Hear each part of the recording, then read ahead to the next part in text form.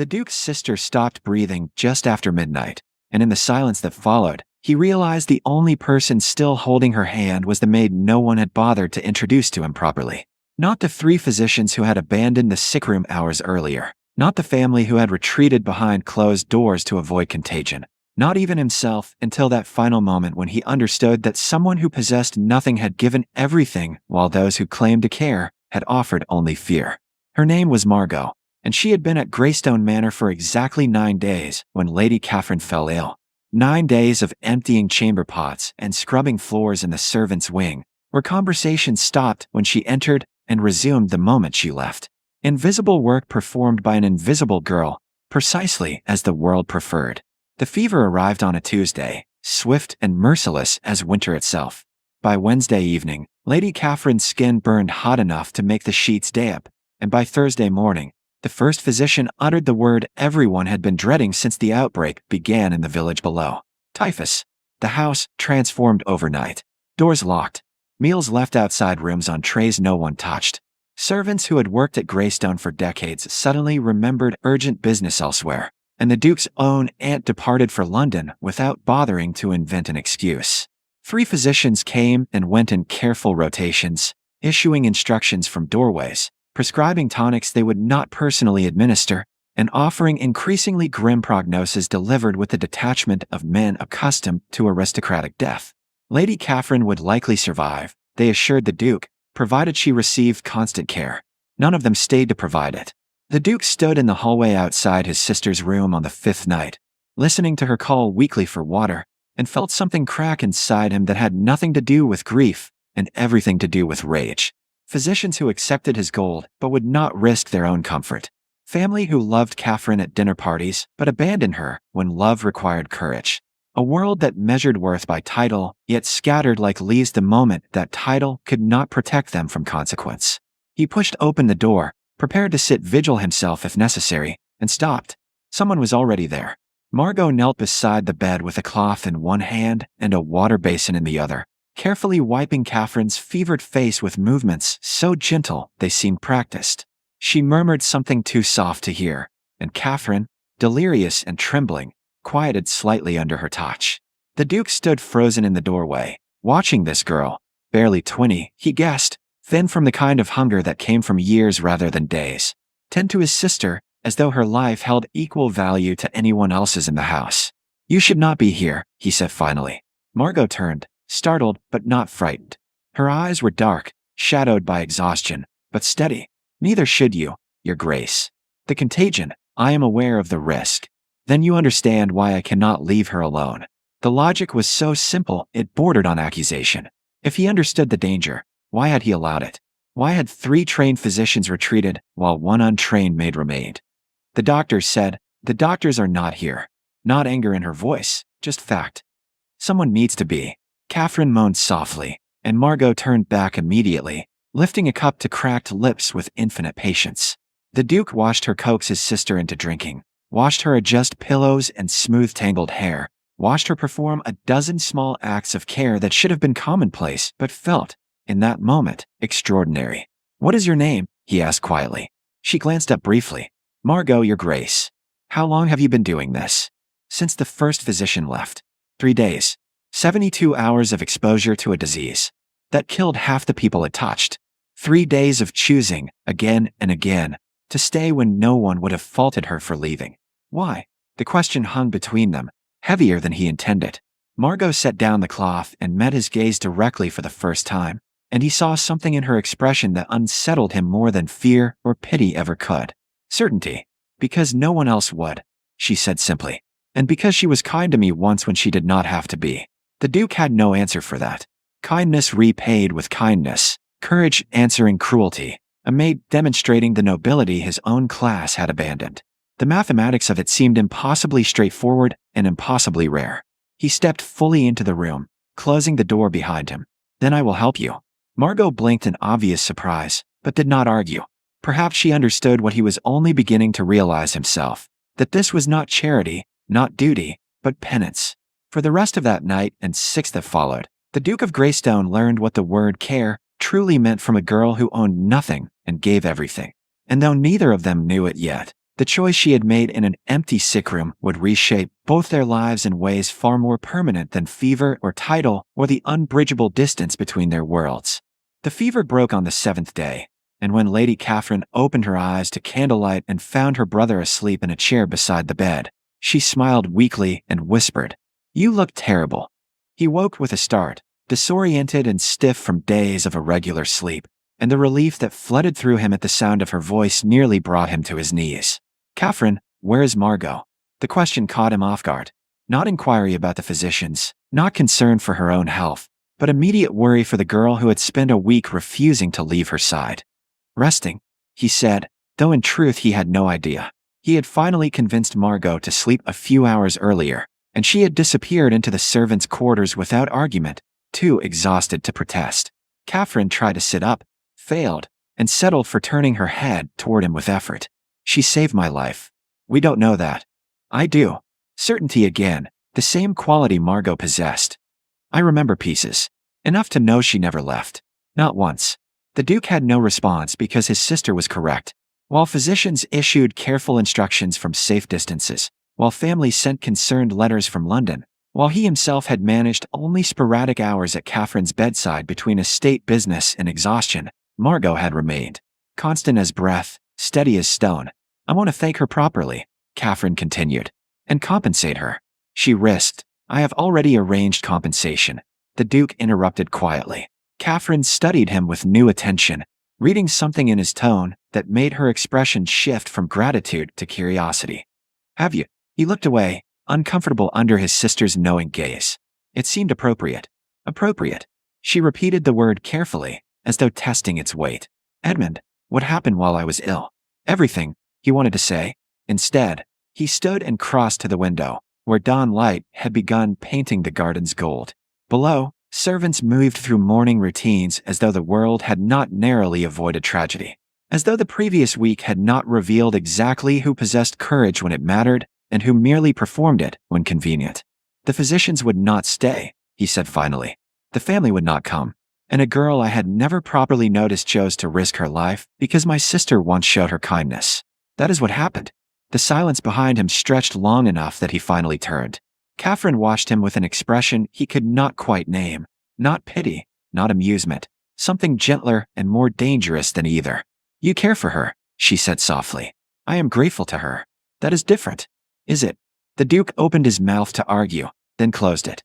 Because the past week had revealed uncomfortable truths about more than social courage. It had revealed the shape of his own carefully maintained loneliness, the deliberate distance he kept from everyone, the assumption that duty fulfilled love's obligations and wealth compensated for absence. Margot had shattered that illusion simply by being present when presence required sacrifice. "She is impossibly beneath my station," he said instead, and the words felt hollow even as he spoke them. "Yes," Catherine agreed. "She is also the reason I am alive." Before he could respond, a soft knock interrupted them. The door opened to reveal the subject of their conversation, still pale with exhaustion but steady on her feet, carrying a tray with careful precision. "Lady Catherine," Margot said, relief flooding her voice when she saw her patient awake. "You should not be sitting up yet. And you should not be working." Catherine's tone turned firm despite her weakness. "My brother assured me you were resting." Margot set down the tray with practiced efficiency. "I rested enough. You need broth and water," and the kitchen staff seemed uncertain about Margot. The Duke's voice stopped her mid-sentence. "When did you last eat properly?" She blinked, clearly calculating whether honesty served her better than evasion. "I am fine, Your Grace." That was not the question. 2 days ago. Perhaps 3. She said it without self-pity, just fact. But Lady Catherine required. "You will sit," he interrupted, pulling a chair forward with more force than necessary. "You will eat, and you will allow someone else to attend my sister for the next 12 hours, or I will have you confined to quarters until you recover your sense." Margot stared at him in obvious shock. Catherine barely suppressed a smile. "Your Grace, I cannot simply." "You can. You will." He softened his tone with effort. "Please." The word landed between them with unexpected weight because men in his position did not typically request cooperation from servants. They commanded and expected obedience. But this felt different, felt like acknowledging something neither of them had named yet, but both understood. Margot sat slowly, still uncertain, and Catherine immediately began insisting she share the broth despite weak protests. The Duke watched them together, his sister, alive because of courage others would never recognize, and the girl who possessed nothing yet had given everything, and felt the careful architecture of his assumptions continue its quiet collapse. When Margot finally departed an hour later, properly fed and escorted by a housemaid Catherine had summoned specifically to ensure she actually rested, the Duke remained behind. "You are going to do something foolish," Catherine observed. He turned from the window, one eyebrow raised. "Excuse me. I have known you my entire life, Edmund." I recognize that expression. She settled more comfortably against her pillows, looking remarkably pleased for someone who had nearly died. "You are calculating how to keep her here. I am ensuring she is properly compensated for extraordinary service. Nothing more." "Of course." Catherine's smile turned knowing. "And when compensation proves insufficient? When gratitude becomes something else entirely? What will you do then?" The Duke had no answer because the question touched something he had spent 7 days avoiding. The uncomfortable recognition that he sought out Margot's presence now, that her voice steadied something restless inside him, that watching her care for Catherine with such patient devotion had revealed exactly how empty his own life had become. "She deserves better than this house," he said finally. "Better than a world that would judge her for kindness while excusing cowardice in others." "Yes," Catherine agreed softly. "She does. So perhaps you should consider giving it to her." The Duke of Greystone shocked London society 3 months later by announcing his engagement to a woman no one had heard of, possessed no title, and apparently worked in his household.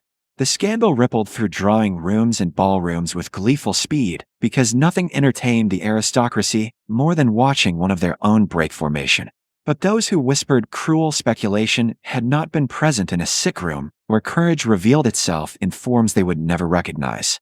They had not watched a girl choose presence over safety, had not witnessed nobility that existed entirely independent of birth or title, had not learned, as the Duke himself had learned, that worth cannot be inherited and love does not observe hierarchy. Margot stood in the gardens at Greystone Manor on a morning when spring had finally arrived, though winter still remembered how to bite.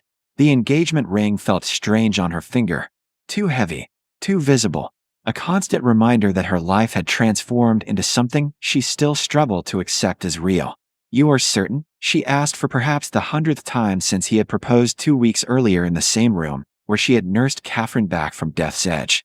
The Duke, Edmund, though she still stumbled over using his name privately, turned from where he had been examining early roses. "Are you hoping I will change my mind?" "I am hoping you have truly considered what this means." She gestured vaguely at the house, the grounds, the invisible weight of everything beyond. "Your world will not forgive this easily. My world abandoned my sister to die alone while you saved her life." His voice carried an edge she had learned meant anger directed elsewhere, not at her. "I find I care very little for its forgiveness. But your family, Catherine supports us completely. The others will adjust, or they will not." He crossed to where she stood and took her hands carefully, as though still uncertain of his right despite her acceptance. "The only opinion that matters is yours. Are you certain, Margot?"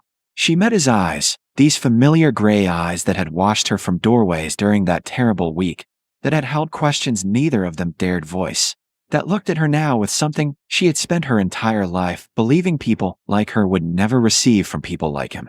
Not gratitude alone, recognition. "I saved her because she was kind to me once," Margot said quietly.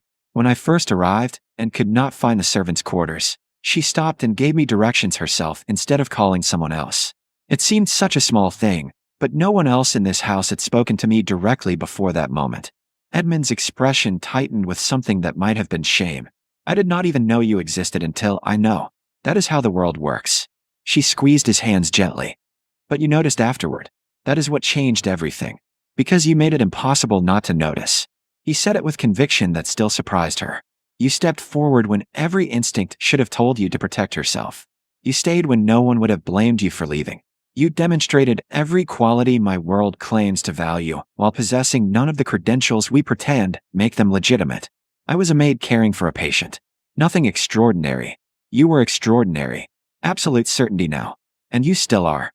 Before Margot could respond, Catherine's voice called from the terrace, bright with amusement.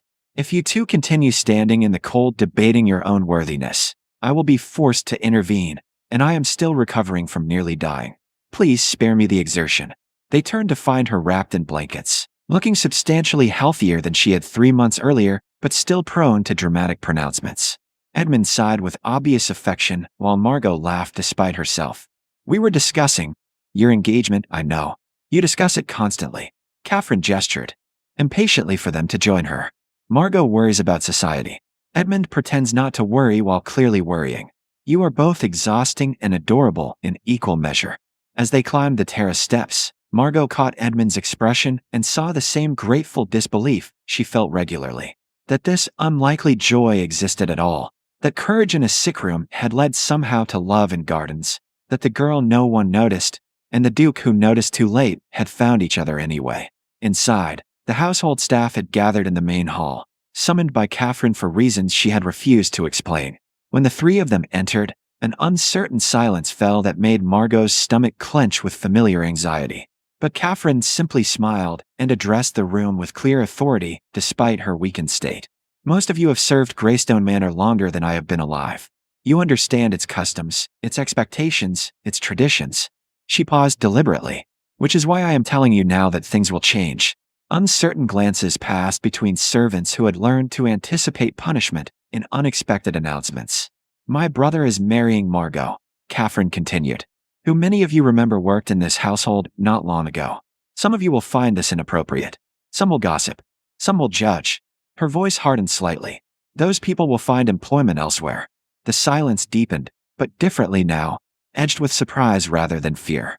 But those who recognize courage when they see it, who understand that worth exists independent of station, who choose to honor the woman who saved my life rather than condemn the circumstances of her birth. Catherine smiled genuinely now. You will be welcomed as family welcomes family, because that is what Margot will become, and that is how she will be treated in this house. Completely, permanently, and without qualification.